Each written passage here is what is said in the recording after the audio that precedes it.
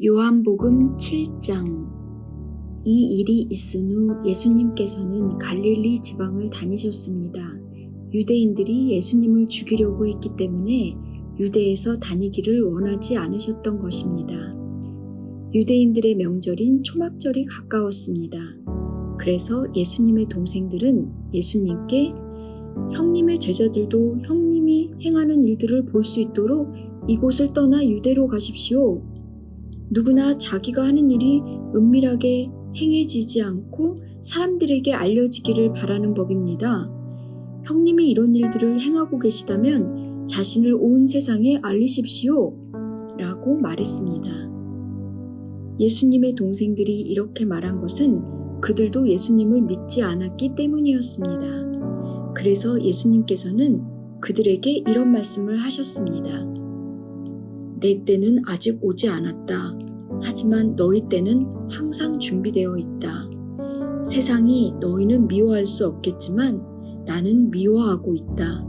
이는 내가 세상에 대하여 또 세상이 행하는 일들에 대하여 악하다고 증언하기 때문이다. 너희는 명절을 지키러 올라가거라. 나는 이번 명절에는 올라가지 않겠다. 내 때가 아직 이르지 않았다. 예수님께서는 이 말씀을 하시고 그냥 갈릴리에 머물러 계셨습니다.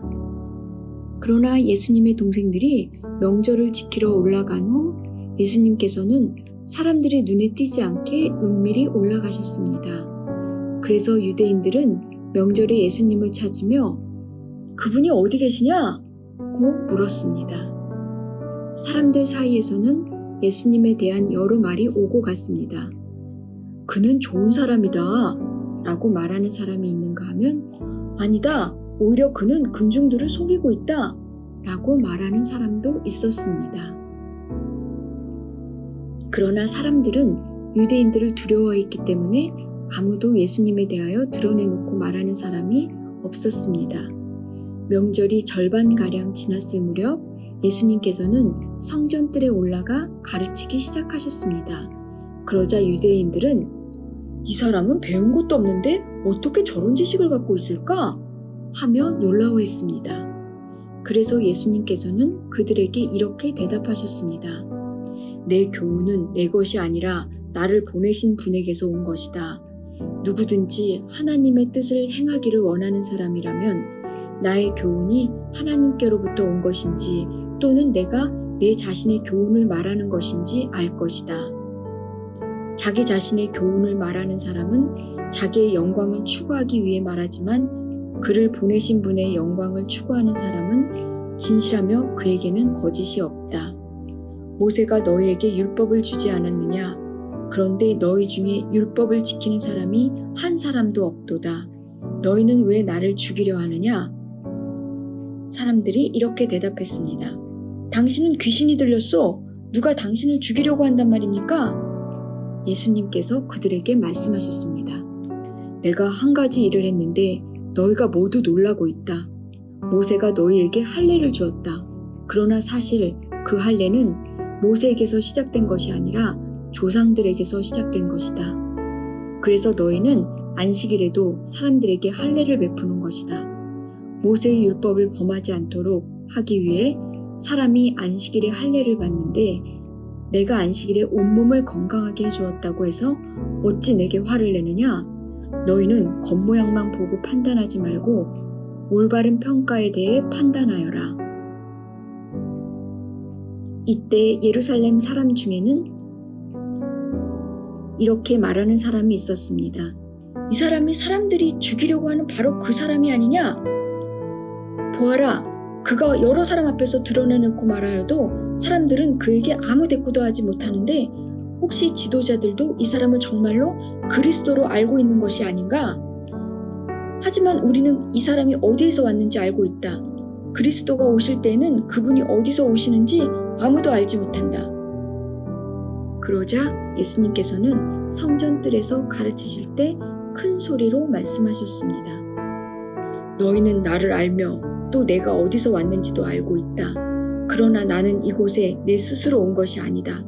나를 보내신 분은 참되시다. 너희는 그분을 알지 못하지만 나는 그분을 아는 것이 내가 그분에게서 왔고 그분은 나를 보내셨기 때문이다. 이 일 때문에 사람들이 예수님을 붙잡으려고 하였습니다. 하지만 아무도 그분에게 손을 대는 사람은 없었습니다. 이는 아직 그분의 때가 되지 않았기 때문입니다. 그러나 무리 중에 많은 사람이 예수님을 믿었습니다. 그 사람들은 그리스도께서 오신다고 해도 과연 그가 행하실 표적들이 이 한 사람이 한 것보다 더 많겠는가? 라고 말했습니다. 사람들이 예수님을 가리켜 이렇게 수군대는 것을 바리새인들이 들었습니다. 그래서 대제사장들과 바리새인들이 예수님을 붙잡으려고 성전 경비대를 보냈습니다. 예수님께서는 나는 잠시 동안 너희와 함께 있다가 나를 보내신 분에게 갈 것이다. 너희가 나를 찾을 것이나 찾아내지 못할 것이며 내가 있는 곳에 너희는 올 수도 없다. 라고 말씀하셨습니다. 유대인들은 자기들끼리 이런 말을 하였습니다. 이 사람이 어디에 가려고 하기에 우리가 자기를 찾아내지 못할 것이라고 하는가? 그리스도의 여러 도시로 가서 그리스 사람들을 가르치려고 하는가? 너희는 나를 찾을 것이나 찾아내지 못할 것이며 내가 있는 곳에 너희는 올 것도 없다 라고 말한 것이 무슨 뜻인가? 축제가 절정에 달한 명절 마지막 날에 예수님께서 서서 큰 소리로 말씀하셨습니다. 누구든지 목마르거든 내게로 와서 마셔라. 나를 믿는 사람은 성경이 말한 대로 그의 배에서 생수의 강이 흘러나올 것이다. 이것은 예수님께서 자기를 믿는 사람들이 장차 받을 성령에 대하여 하신 말씀이었습니다.